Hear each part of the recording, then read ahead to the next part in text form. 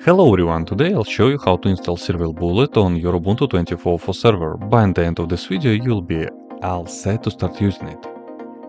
MivoCloud. Power your digital future. Looking for a great hosting solution? Check our website for prices.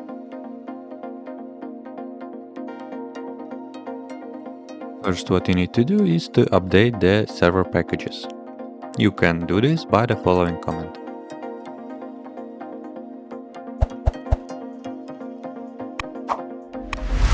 After updating your system packages, install Docker using the following command. By the way, you can use the promo code shown on the screen and in the description to get a 20% discount for free mouse on all virtual services on our website. Start Docker and enable it to run on boot with this command. Grant access permission to your user using this command.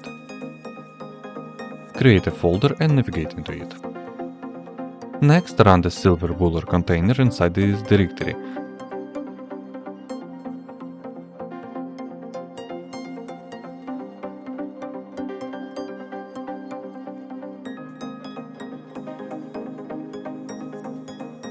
All that's left to do is open your web browser and go to your domain name or server IP address, register your account and you're good to go.